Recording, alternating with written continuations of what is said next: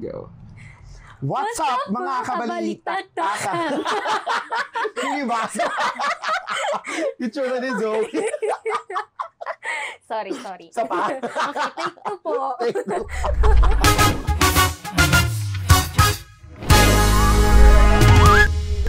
What's up, mga kabalita-takan? So yun, may bago na naman tayong episode. At we have Zoe. So sa mga nakalimot na, si Zoe, try to check our previous episodes sa aming podcast. Earlier episodes namin siya mismo na post. So right now, Zoe, what's up?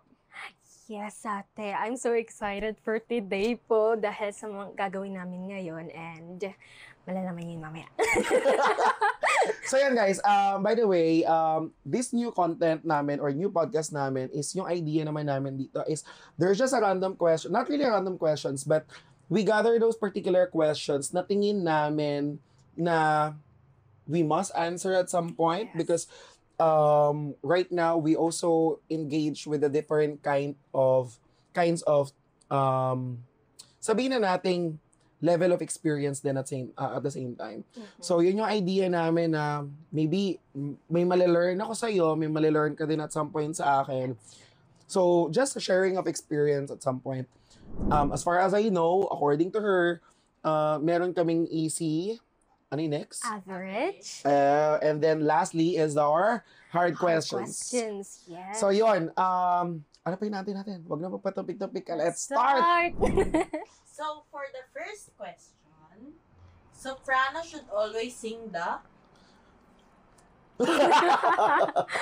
Okay, sabay ba tayo, Ate Jazz? Sige, try natin. One, 1, two, 2, 3, go. Highest Melody. note. Hindi, for me, melody. Hindi, for me, based sa experience kasi talaga, Mm-mm. highest note. Kasi simula nung nasa abak ako and nalagay ako dun sa S1, nag-challenge talaga ako sa mga highest note na binibigay kada bagong kanta. First time ba yun sa'yo? Yes po. First time sa akin yun. Pero hindi mo naman, recall ko lang, hindi mo naman first mag-choir, di ba? Hindi po. Pero wala kaming voicing na kung mapapanood nyo dun sa video natin, ng podcast natin before. So, bago siya sa akin, since nung sumali ako sa TAC, alto ako. Ah. Yes. What about you, Ate Jazz? Why Yung melody, kasi ang thinking ko is, lagi kasing sinasabi, di ba, na for me, as part of the tenors, until now? Until now? Pero yun, ang idea lagi is, we have to control our voice. Kasi nga, ang idea is, dapat ang mismong lamang pa rin, or 50% mismo, is yung mismong melody, which is, laging soprano ang melody. Yun yung ideally laging napapadala. I'm not sure, guys. About sa inyo, kayo, ano bang tingin nyo na ideal na mga laging part or kinakanta mismo ng soprano? Kasi for me, yun yung naging tatak sa akin. Yes, Kasi lagi, nalala mo, pag tinuturuan tayo dati, laging sinasabi na, hindi dapat malakas kasi dapat hindi na nadinig yung melody, which is yung soprano. Yes. Okay. So, ngayon nare-realize ko na. So, hindi siya laging about sa highest note. Siguro kasi experience mo, yun yung naging focus mo. Kasi katulad ng sinabi mo kanina, parang yun yung, doon ka na pressure na part. So, yun yung tingin ko mas naalala mo. Sa akin naman, mas naalala ko, yung nadidinig ko lang. Yung nadidinig ko lang mismo. So, yun. Tagal naman ng taga-tanong. Wala, kaya may difference. Alright, next question, dear. Next. As a choir member, malaki ang ating... Natuwa ako. Malaki ang Teka lang, pakalma. Ano ulit yung tanong? Malaki ang inyong...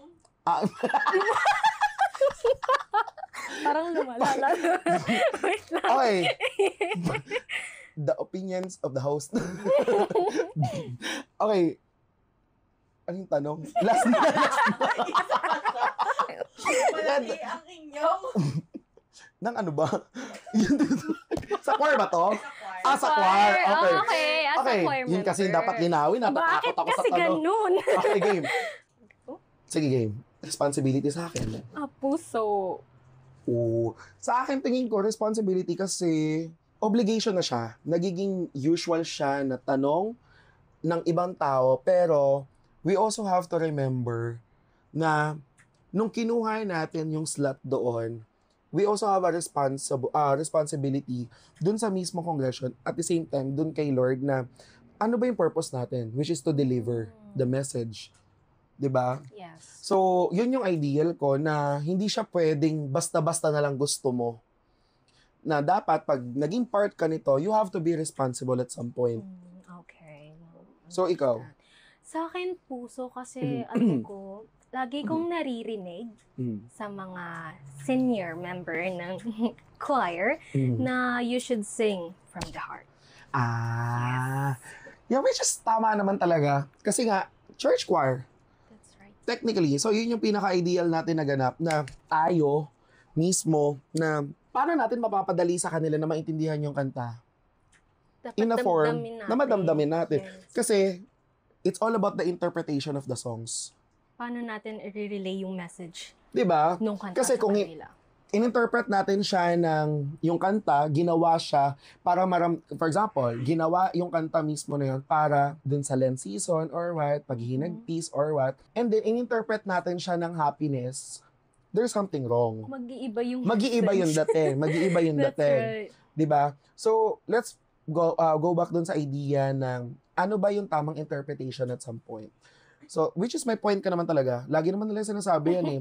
Mas nararamdaman, kahit yung, meron ding binanggit dati nung tinanong ni Chris Aquino and then ni Boy Abunda si Lea Salonga is, saan ka mas namamangha? Doon sa taong technical kumanta, magaling, hasa, o doon sa taong may puso? Sagot niya din mismo, may puso. Doon tayo sa puso. Kasi sabi niya nga, yung technical, nandyan na yan eh. Magaling siya and what. Pero yung may puso kasi, kumakanta siya, pero wala ka nararamdaman. Diba? Yun din. Yung may puso, kumakanta siya, pero umiiyak ka sa loob mo kasi nararamdaman mo yung kanta, napapahatid niya sa'yo yung message ng kanta, which is tama. Sometimes kasi, yun yung nakakalimot tayo eh. Yung emotion ng kanta, hindi natin Hindi na nade-deliver ng tama, hindi na natatranslate. para sa Diba? atin yung makanta lang ng tama, mahit lang yung notes. Minsan, Yun tayo madalas, nagiging technical. Mhm. Yun yung nagiging error na yun tingin yung ko. nakakalimutan. Yun yung Mas basic. nagfo-focus na kasi. Basic, pero yun yung madalas makalimutan. 'Di ba? Mas nagfo-focus na, which is, balik tayo doon sa idea, naintindihan ba natin yung kanta? Yes, Okay. yung message. So yun, kayo guys, ano sa inyo yung pwede niyong possible answer? Ano ang madalas itanong ng choir member? Sige, sa akin, anong oras ang call time? Oh, which is madalas ring hindi nasusunod. Like for example, I don't know why, ano lang ba talaga siya ng Pinoy na tinatawag natin na Filipino time na for example, 11 ang call time, tapos magdadatingan 1:00, 2:00. And then nakakatawa nito, pinag-usapan niya, mag-advance tayo ha, para sa ganun, hindi malate. 1:00 talaga magsisimula practice, i-announce nyo 12:00. Darating pa rin sila 2:00. Sobrang late. Hindi lang tumutugma, no? Pero ikaw, ano yung tingin mong sagot mo dun sa tanong? Madalas, yung nakikita ko sa GC, anong isusuot bukas? Kasi nga, madalas nagbe-base tayo, color-coded ba tayo o hindi? Especially pag seasons. Yes, Naka-base tayo sa may mga color seasons. kasi na need nating sundin. At mas appropriate kasi, mas tugma siya, hindi yung basta lang. Especially, for example, for Lent season, meron lang acceptable lagi, which is yung purple. Yes. 'Di ba? Sa Advent naman, nagpe-purple din tayo, pero may isang pink. 'Di ba? Which is yun din yung nagiging option lagi natin kasi we want to make sure sa amin sa TAC is yung experience namin is laging prepared. Na at some point, ito kami, pag dumating kami sa inyo, color-coded kami, we did our best pagdating dito. Para sa uniform kami. Yes. Minsan, nagkakaroon ng conflict because nagkaroon na late advisory regarding sa changes and yet, ang na-prepare na nila, yung ganon. unang Tapos, may mga late na ang nagiging basis kasi ng late advisory is, minsan hindi na, reality lang to minsan hindi na double check na, ay ano bang sineselebrate natin? Ano bang season to or what? Kasi parang naging stigma na lang siya or naging usual thinking na siya na-normalize na lang siya. Na kahit yung mga mismong mga foreigner, aware pagdating dun sa term na Filipino time. 'Di ba? Na pagdating sa ganon, sila din mismo mini-make sure nila. What's the next question? Follow-up question. Mm. Anong madalas nadala nyo sa practice? Okay. Minsan nga wala eh. Pero madalas sa akin na tubig. Uhawin ako eh. Oh, based sa experience, yung folder ng kanta. Yung mga pyesa. Buti na pala eh. Pero yun, lagi kong ano. Siya. Ako naman, the reason why hindi ko lagi nadadala kasi nga, may options ako. Either magdadala ako ng mismong tablet ko pagdating doon. Kasi, nahihirapan ako technically doon sa folders. Lalo na pag naghahanap ng sunod-sunod na pyesa. Hindi na ka. At lalo na, pag ang haba ng kuko mo, at pag may extensions ako, ang hirap po kaya maglipat ng page, madalas. Pero, para sa akin natin, just yung pyesa, napaka-importante niya, lalo na kung yung mga... Sorry Sorry po. tawarin mo. Hindi, kasi lalo na kung yung mga kantang ipapractice natin is bago. Yeah. Kailangan nating alamin yung tamang nota. Although, hindi lahat marunong magbasa. Nung pyesa. That's the reality. Pero hindi naman natin minamasama yun na hindi lahat marunong magbasa kasi ang pinaka-important naman is we know how to follow.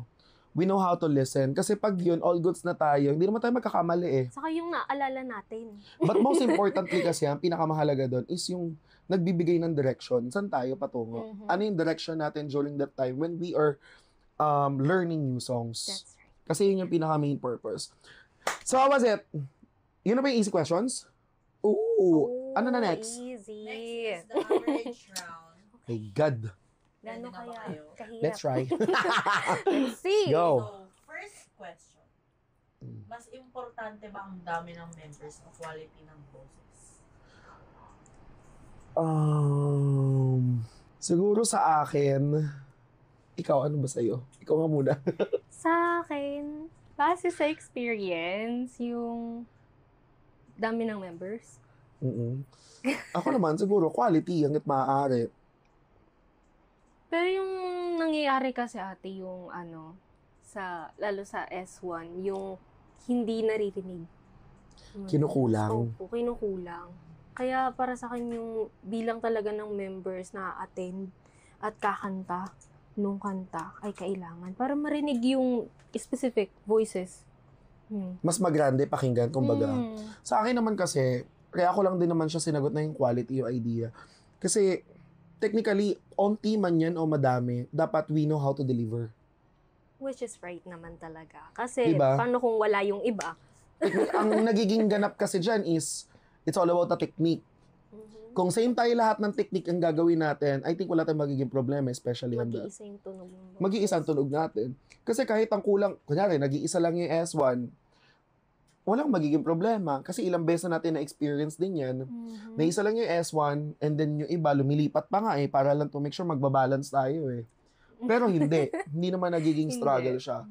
Pero kaya yun yung pinakamalaga sa akin, yung quality talaga. Kasi yun yung dapat mag-maintain eh.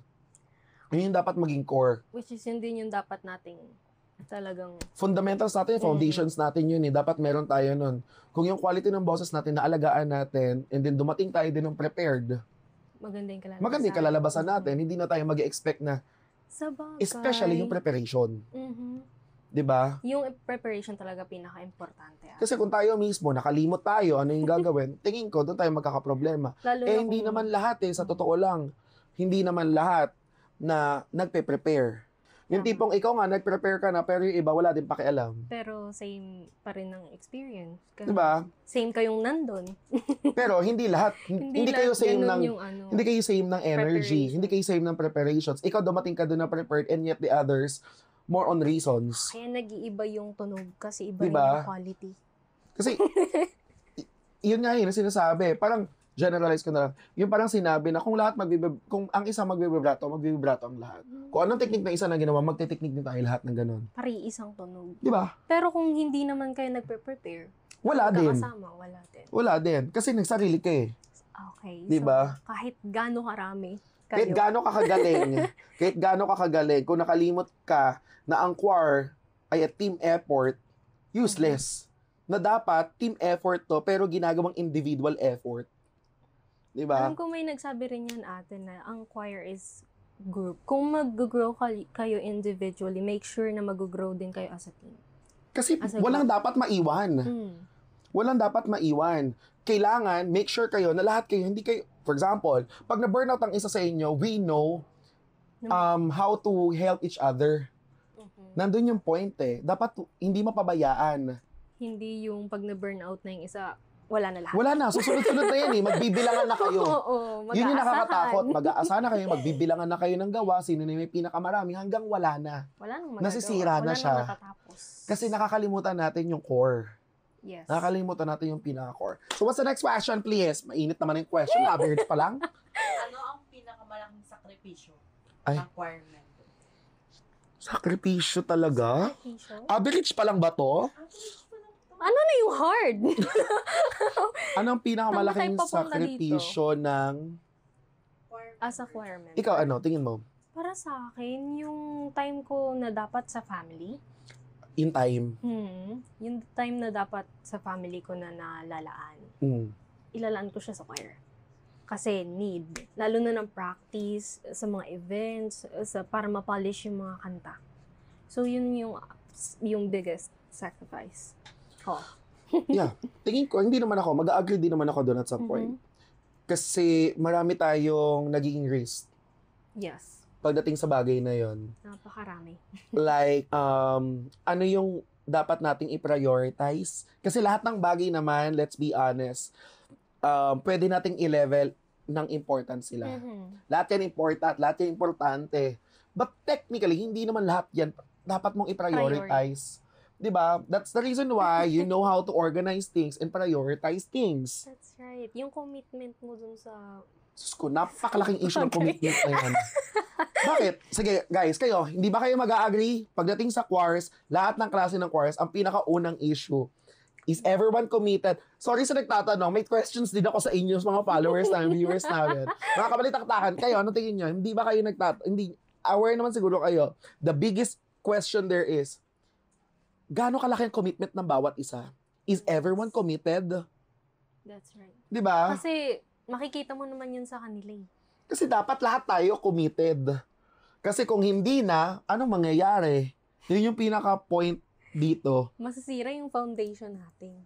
Wala na. Kasi kung walang commitment, ang bawat... Ginagawa mo lang pala to pag bored ka. Yes. Di ba? Ginagawa mo lang pala to kasi gusto mo lang palang mapataas yung points mo sa langit. Di ba? Tumataas Next question. Ang init naman ng questions na to. Last na for the average round. Mm. Ano ang isang bagay na natutunan mo sa choir na magagamit mo sa totoong buhay? Isang bagay na tutunan mo sa choir na magagamit sa... Totoong buhay. Ako sa akin, yung maging responsible especially. Yung accountability. Yung sa akin, i-connect ko siya sa sinabi mo kanina. Yung you should know your priorities. You should know kung saan ka magko-commit talaga. Kung ano yung commitment mo. Tapos kung ano yung dapat na, yung pinaka-importante. Kasi lalo sa choir ate, yung mga announcement naman, binibigay yan eh. Ahead of time na. So parang, pwede mo namang i-free yung schedule mo sa ganito. Kung talagang gusto mo mag-commit eh. Kasi sabi nga nila, kapag gusto, may paraan. Kapag ayaw, Maraming dahilan. At hindi nauubusan ng dahilan ng bawat tao. Oo. Hindi nauubusan. Yes. Kaya nga laging parang babalik tayo doon sa idea na hindi ako nagpapaka-self-righteous, hindi ako nagpapaka-masyadong biblical. Pero yung idea na kung si Lord nga, hindi naman nagbigay ng dahilan nung nag-sacrifice ng sarili niya mismo. Di ba? May ginawa ba siyang option na may pinagpilian ba siya kung saan siya Wala. pupwesto? Ginawa Di ba wala? lang niya talaga. And then, lagi nating sinasabi, we are doing this. As a church choir, sa ibang church choir kayo din, kung nare-realize ko lang to, di ba lagi nating sinasabi, we are all doing this kasi gusto natin mag-serve kay Lord. It's our purpose. Yun yung pinaka-reason natin. So, for me, yung being accountable, being reasonable, I think, at some point, connected din siya sa commitment na sinasabi mo. Kasi, kung hindi, wala tayong commitment, we don't know the accountability na binibigay natin. We don't know how to be responsible at some point. Useless. Lahat yan. Mapapabayaan lahat yan. Tipong pag walang naghanda ng kung anong tamang line-up, tapos na. Wala. Kung walang tamang tao nag-asikaso nun, tapos na. Lalo kung wala namang mag-initiate na kumilos. Ang laking question ko dyan sa initiative na yun. Totoo lang.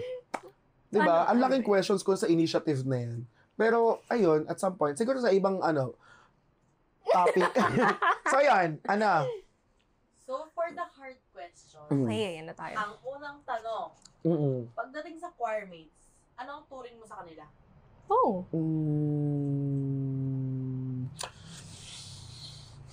Hindi ko alam kung magkakapareho tayo, ate, pero yung sa akin kasi, family. Kasi, akala ko may sasabihin ka na. Sorry. Akala ko may sasabihin ka.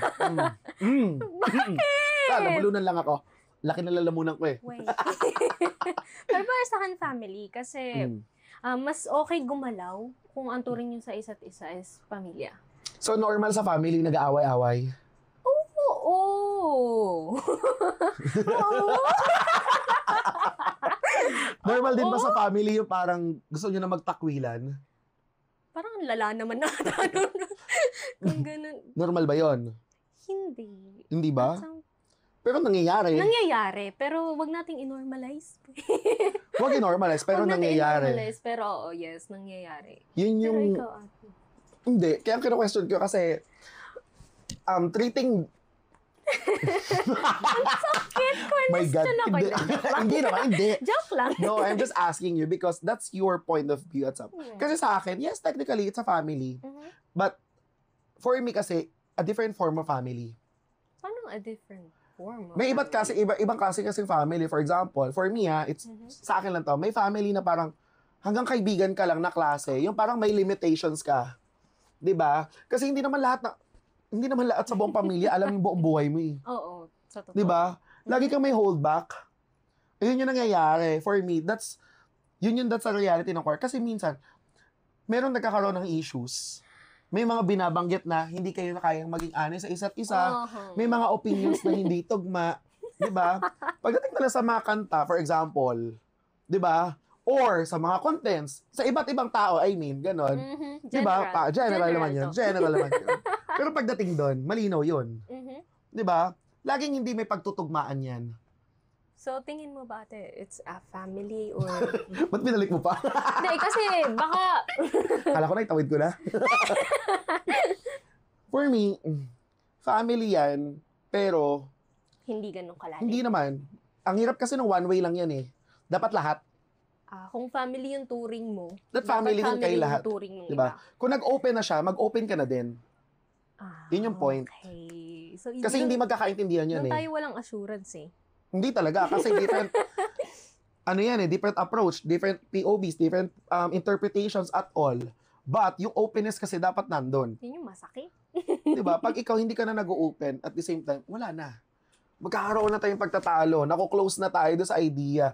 At some point, mahirap kasi na pangunahan kung hindi na pala ganun, may nasasaktan na nang hindi alam. Yun nga. Unconsciously. Yun yung mangyayari. Yun yung pinakamasakit. So yun. Ano next question? Grabe yung hard ha! Anong mas mahirap?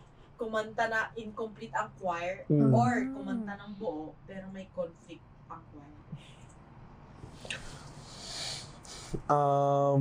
Incomplete? Mas mahirap? Tingin ko yung may conflict sa akin. Sa experience ko kasi yung incomplete. Kasi madalas na... Tama ba yung questions? Tama. Tama yung sagot? Sa akin, may conflict. Mas mahirap. Sagot? Mas mahirap sa akin lalo na yung tanong sa una kanina, parang kasing related siya at some point. Kasi, ang hirap kung kayo mismo may alitan, kayo mismo may hindi pagkakaintindihan, kung may conflict kayo at magsasama kayo, paano kayo nag-harmonize? Okay, so apektado rin talaga yung boses. Diba? Kasi sa akin personal yon. Kasi ang hirap intindihin nung kanta, mag-deliver nung kanta, but at some point, yung heart ko, broken ako kasi nga meron tayong misunderstanding. At yung misunderstanding na yun, lumalala, yun yung problem. So, imbis na mag-focus ka dun sa Wala na. ginagawa mo. Nasisira siya. Diba? Naapektuhan yung boses mo. Nawawalan ka ng gana. Paano yung walang Kasi gana? mahal... Yun, ito. Ayoko na. Nakakainis. Pero yung sa akin, na ang hirap kumanta pag may conflict. Lalo na kasi, tinuring mo nga family, tinuring mo ang ano eh. Ano yung may bigat? Ang bigat, literal. Gano'n ka bigat? Ba't mo tinanong? Nakakagigil ka. Pero yun sa akin, ang bigat lang niya. Na parang, ang hirap gumalaw, kumanta, makipag-harmonize sa ibang boses, lalo na, kayo-kayo yan eh. 'Di ba? Paano nyo gagawin? Mag-iisnaban kayo, hindi kayo mag-uusap, hindi kayo magpapansinan at all. Andyan na naman Aaten lang yung kayo, kakanta individual kayo, na naman. individual lang kayo. Hindi So naman at as a all, group. wala na as a group. Wala You are naman. attending individually presence na lang. Pero yung group thing, wala. Yun yung nagiging problem. Ano pa naging choir? Which is true. Di ba? So yun, next. So, last question. Last kasi na. nalobat Oh! Kung may issue sa choir, mas pipiliin mo bang pag-usapan agad o manahimik na lang? Yeah. Siyempre, pag-usapan agad. Kung may issue, ilapag mo na para maayos agad, ate. Kakatakot naman. Bakit ka natatakot? Sa akin, tama ba? Sure ka na dyan? Siyempre. Sa akin siguro, kung may issue, manahimik na lang. Para walang gulo. Hindi, joke lang. Hindi ba mas lalala yun kung ikikwento sa iba, tas magiging iba yung dating? Yung katotohanan naman talaga, we have to address everything. We have to choose to address. Kasi kung hindi natin i-address, lalala lang yan. Yun nga. Yung Diba? iniiwasan natin, pero... Wala na. Ano gagawin? Mag-iiwasan na lang tayo. Lahat, sa bagay, related naman lahat ng questions. Pero, yun yung point ko eh. We have to patch things up before, alam mo yun, before tayo makapag-deliver ng tama. Especially if everyone is expecting, team tayo, group tayo. Kasi Diba? hindi ka naman makakapag-deliver ng maayos. Di ba? Yun yung Kung point. Parang hindi na. sinasabi nila sa pagluluto, pag hindi ka happy heart, ang pait ng luto mo. So, kailang may love. Andun Di ba? Andun yung puso. love. Andun yung pagkakaintindihan. We choose to understand, we choose to forgive each other. Di ba? Forgive. But let's be honest, it's hard, lalo na pag masyadong malaki yung nagawa. Mahirap makalimot, mahirap magpatawad. Nandun lahat yon. Both eh. Di ba? Yung pagkalimot kasi, pwede natin pagdaanan lahat yon. Pwede natin pagdaanan. Pero, it's still working. Nandun pa rin tayo. Tuloy-tuloy lang yan. Kasi Kasama natin yan. Pero, may process. it strengthened our relationship. Yung bond natin because of that. So, yung lamat. Nandun. Hindi na Pero hindi. Maaayos natin yon. As long as we choose to forgive. We choose to move on na magkasama. Yun yung point. Magkasama. Dapat. Which is, let's be honest, hindi naman talaga nangyayari sa lahat ng bagay. Di ba? Yeah, Yun may yung mga point. pagkakataon natin. So yun, wala nang questions? My God. So yun. Bakit? Hindi na, tama na. Mainit mo shadows. Masyadong mainit. So yun. Ikaw, paano mo yung end? Nakakatakot tong ending na to. Itong, Well, sa totoo lang ate, dahil dito sa podcast na to, na bigyan ng time and highlight yung iba't ibang pananaw natin, dalawa. Based on experience as individual din, pero as a part of a group. Ganun. So, ikaw ate. Sa akin, it's just a reality na iba-iba lahat ng tao or personality na nandito sa loob ng isang choir. Especially sa amin sa church choirs, na ang mindset dapat namin, let's go back dun sa idea namin, sa main core namin, which is to serve the Lord. Yes. Diba? Serve the Lord, at the same time, let's choose everyone as as a family, let's choose everyone as a family. But mahirap gawin yon kung hindi lahat nagkakaintindihan, hindi lahat nagpa-patching us. At pinipili na lang natin mag-move on na hindi sila kasama. Yun nga, ang kailangan natin yung magkaintindihan. Kasi kahit Diba? naman sabihin natin na ang dami nating pagkakaiba-iba. Kasi wala naman taong talagang pareho yung ugali, parehong mag-isip. True. Ganun. So, kahit na yung may differences kayo, you should know how to understand each Dapat. other. Dapat. Diba? Ay. Parang katulad nung sa atin, yung may kasabihan nga tayo dito sa diba, sa goal natin, sa choir natin. We serve through, Through music. diba? Siyempre. Nandun din sa logo namin yan, Choir. no mismo ginawa yan. We serve through music. And then music needs a heart. Yes. Yan, Malaking music needs puso compassion. natin. It's all part of that. So kaya, again, there's no right or wrong answers naman pagdating dito kasi it's our own Opinion. point of view, opinions at some point kasi ito yung personal experience namin. But again, kayo guys, based on the mga questions, you can also share your thoughts, And share your experiences. feedbacks on ano yung tingin nyo mas okay, saan kayo mas pabor, saan kayo mas part dun sa mga questions na yon. And then we will try subukan, baka magkaroon kami ng time ulit, dalawa ni Zoe magbasa, to check at mag-host muli ng Kabalitaktakan. So again, ito na, mag-wrap up na kami. Again, thank you so much everyone. Thank you! Bye-bye! Don't forget to like, share, and subscribe.